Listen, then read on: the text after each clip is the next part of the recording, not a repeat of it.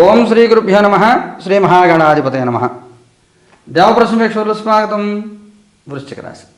ఈ వృశ్చిక రాశిలో విశాఖ నక్షత్రం 4వ పాదం, అనురాధ 4 పాదాలు, జ్యేష్ఠ నక్షత్రం 4 పాదాలు ఉంటాయి. మీ అందరికీ 2025 సంవత్సరం డిసెంబర్ 16 నుంచి 31 వరకు ఎలా ఉండదో చూద్దాం.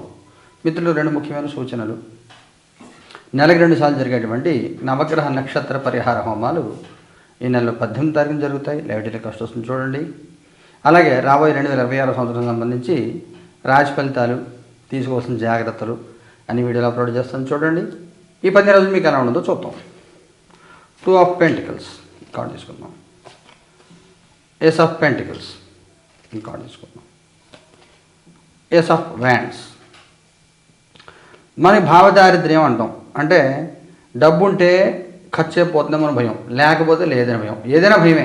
భయానికి ఏదో కారణం వెతుక్కోవడం. అలాగా ఈ సమయంలో కొంత మీకు మూడ్ స్వింగ్స్ ఉంటాయి. ఓ తెలియని భయం, తెలియని టెన్షన్ వెన్నాడుతూ ఉంటుంది. నిర్ణయం తీసుకుంటూ తడబడుతూ ఉంటారు.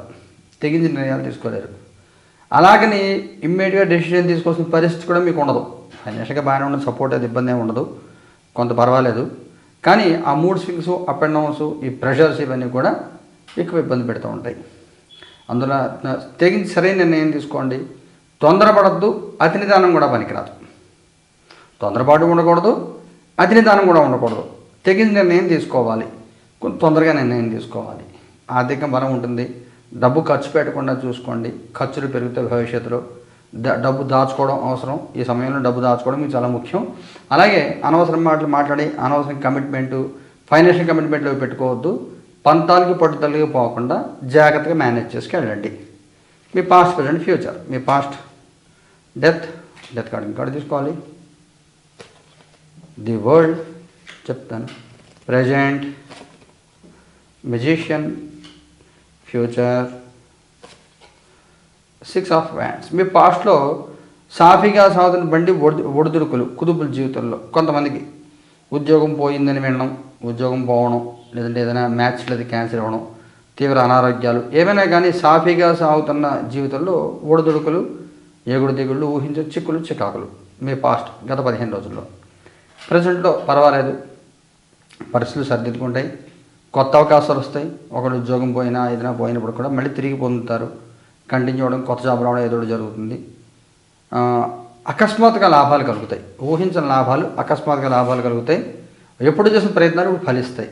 ఏమైనా ఫండ్స్ ఎవరైనా అప్పిచ్చారు, వాళ్ళు ఇవ్వట్లేదు, ఇంకా రాదును వదిలేసుకున్నారు, సడన్గా వాళ్ళు డబ్బులు పట్టుకొచ్చి ఇస్తారు. మీకు ఏమనుకోవద్దని చెప్పి ఇచ్చేస్తారు పట్టుకొచ్చి. అలా కొంచెం అదృష్టం కలిసి వస్తుంది 15 రోజులు కాను.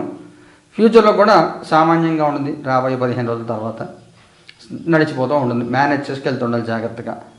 ఉన్నదాంతో తృప్తి పడాలి. అలాగని టెన్షన్ పడకూడదు. కుటుంబపరంగా, సామాజికంగా ఎలా ఉంటుంది? కుటుంబపరంగా 9 ఆఫ్ సోర్ట్స్, సామాజికంగా 4 ఆఫ్ కప్స్. మానసిక ఒత్తిడి ఎదుర్కొంటూ ఉంటారు. కుటుంబ సభ్యుల మధ్యలో అవగాహన లోపించడం కానీ, ఒకరిదొకరు అర్థం కాకపోవడం కానీ, నేను చెప్పిందే కరెక్ట్, ఎవరు నా మాట వినట్లేదనే ఫీలింగ్ కానీ, ఇలాంటి వాటి మూలంగా ఇంచుమించు 24-25 తారీఖుల దాకా ఇబ్బంది పడతారు. తర్వాత నెమ్మది సర్దుకుంటారు. సామాజికంగా కూడా అందరితో కలవకపోతే ఇబ్బందులు పడతారు. మీకు చెప్పిన పాస్ట్లో death card, subsequent world card వచ్చింది కదా. ఏవైతే సమస్యలు ఉన్నాయో, ఎవరి వల్ల మనకు సమస్య వచ్చిందో, ఎవరి వల్ల మనకి ఇబ్బంది వచ్చిందో వాళ్ళతో ఎక్కువ మనం మాట్లాడే ప్రయత్నం, అంటే కొంచెం ర్యాపో మెయింటైన్ చేయాలి. చేస్తే మనకి మన సమస్య తీరే అవకాశం ఉంటుంది. ఈ సమయంలో అలా ప్రయత్నించండి. అందరితో కలవండి, నవ్వుతో కాలం గడపండి, ఘర్షణ పోవద్దు. బాస్ ఈజ్ ఆల్వేస్ రెడీ అయిన పాలసీలో 11 రోజుల ఉద్యోగాల్లో దాంట్లో కూడా. ఉద్యోగం చేసే వాళ్ళకి అలా ఉంటుంది. టెంపరెన్స్. తొందరపాటు నిర్ణయాలు తీసుకోవద్దు. నోటీస్ పీరియడ్లో ఉన్నారా, ఇంకో జాబ్ వెతుక్కోండి. ఇంకో జాబ్ వచ్చింది తొందరగా రిలీవ్ చేయమని అడిగి ఘర్షణ పడద్దు. అలాగే కొత్త దాంట్లో వచ్చేస్తానికి కమిట్మెంట్ ఇవ్వద్దు.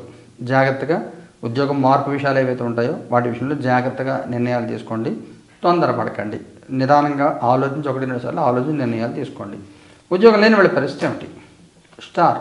సీరియస్గా ప్రయత్నం చేయరు, చేసే ప్రయత్నం సరిగ్గా ఉండదు. మీకు రాదు, తెలియదు, 50-50 టెక్నాలజీ గురించి ఎక్కువ మీకు సీవీలో ప్రజెంట్ చేస్తారు. బాగా చేసిన వర్క్ గురించి చెప్పరు.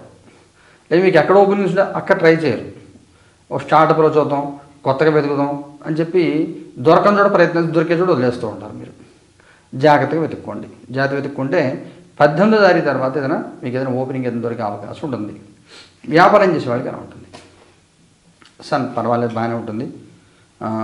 లోటు నష్టాలు ఏమి ఉండవు, సపోర్ట్ ఉంటుంది. ముఖ్యంగా గవర్నమెంట్ కాంట్రాక్టులు చేసేవాళ్ళు ఎవరైతే ఉంటారో, ఈ రోడ్స్ చేసేవాళ్ళు వాళ్ళు ఉంటారు, వాళ్ళు బిల్స్ రావడం కానీ ఇలాంటి పెండింగ్ పనులు పూర్తి అవుతూ ఉంటాయి, ఇవన్నీ కూడా జరుగుతూ ఉంటాయి. అనుకూల వాతావరణం ఉంటుంది. ఆర్థికంగా ఎలా ఉంటుంది? 8 ఆఫ్ సోర్డ్స్. ఒక ఊహించిన ఖర్చు, ఊహించిన చికాకులు ఎదుర్కొనే అవకాశం, ఆరోగ్యం కోసం డబ్బు ఖర్చు పెట్టవలసి రావడం, మోసపోయే అవకాశం కూడా ఉంటుంది. కొంచెం జాగ్రత్తగా చూసుకోండి. ఈ ఫ్లాట్ ఫోన్ కాల్స్, సిబిఐ నుంచి చేసామని ఇలాగని వీడియో కాల్స్ చేసి అవి ఇబ్బంది పెడుతూ ఉంటారు. జాగ్రత్తగా చూసుకొని అయితే ఇబ్బంది పడే అవకాశం ఉంటుంది. ఆరోగ్యపరంగా ఉంటుంది. 3 ఆఫ్ సోర్డ్స్. ఆరోగ్యంగా మానసిక ఒత్తిడి ఎదుర్కొంటూ ఉంటారు. ఏం జరగకపోయినా ఏదో జరుగుతుంది అనే భయంతో టెన్షన్ పడిపోతూ ఉంటారు. ఏదైనా ముఖ్యమైన సంఘటన జరుగుతుందా? మూన్. మానసిక ఒత్తిడి పెరిగిపోతూ ఉంటుంది కొద్దీ, ప్రెషర్ బిల్డప్ అవుతూ ఉంటుంది. ప్రెషర్ తగ్గించుకునే ప్రయత్నం చేయండి. కొన్ని మనం ఏమీ చేయలేని పరిస్థితులు ఉంటాయి.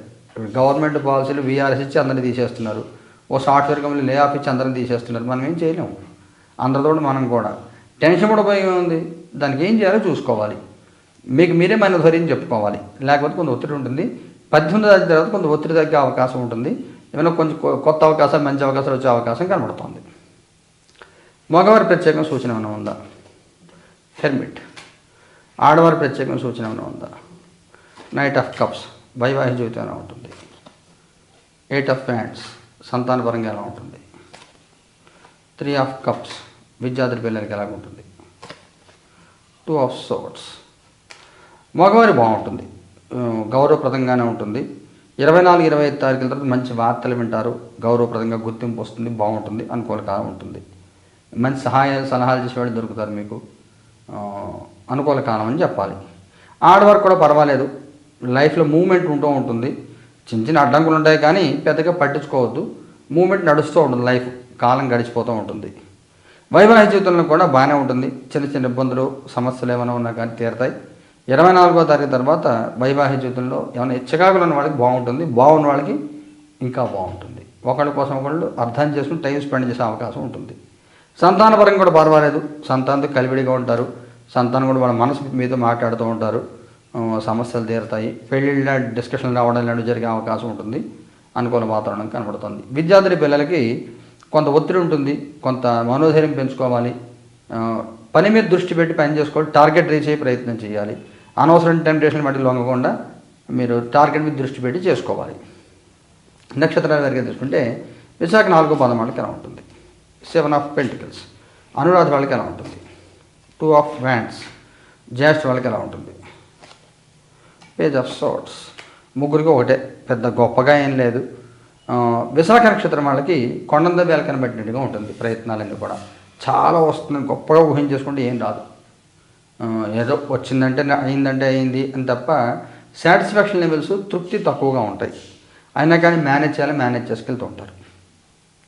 అనురాధ నక్షత్రం వాళ్ళు మీ ప్రయత్నం సక్రమంగా ఉండదు, చేసే ప్రయత్నం సక్రమంగా ఉండదు. దాని మూలంగా సక్సెస్ రేట్ తక్కువగా ఉంటుంది. మార్పు కావాలని కోరుకోవడం మంచిదే, అయితే దానికి మనం ఎంత ప్రయత్నం చేస్తున్నది ఇంపార్టెంట్. ప్రయత్నం సరిగ్గా సిస్టమేటిక్గా ఉండదు. జ్యేష్ఠ నక్షత్రం వాళ్ళు తొందరపాటు తగ్గాలి, దుడుకు మాటలు మాట్లాడకూడదు, తొందరపాటు తగ్గాలి, నిదానంగా ఉండాలి, ఏ పని చేస్తే ప్రెషర్ పెట్టకుండా చేయాలి. తొందరపడద్దు అసలు దేనికి కూడా. తొందరపడి మాటలు మాట్లాడద్దు, తొందరపడి కమిట్మెంట్లు ఇవ్వద్దు, జాగ్రత్తగా ఉండండి. పరిహారం ఏం చేయాలి? విశాఖ వాళ్ళు ఏం పరిహారం చేయాలి? Knight of wands. శరభేశ్వరుని కానీ వీరభద్రుని కానీ ఆరాధన చేసుకోండి, బాగుంటుంది. అనురాధ వాళ్ళు ఏం చేయాలి? King of swords. రుద్రసాక్షి మంత్రం జపం చేసుకోండి, బాగుంటుంది. జ్యేష్ఠ వాళ్ళు ఏం చేయాలి? 6 ఆఫ్ పెంటికల్స్. కార్తీవీరాజుని ఆరాధన చేయండి, లేదా మహాలక్ష్మి ఆరాధన చేసుకోండి, బాగుంటుంది. మొత్తం శుభాశుభశ్రమంగా ఉంది. 18 పరిహారం జరుగుతాయి. లైవ్ టెలికాస్ట్ వస్తుంది, చూడండి. శుభం భూయాత్.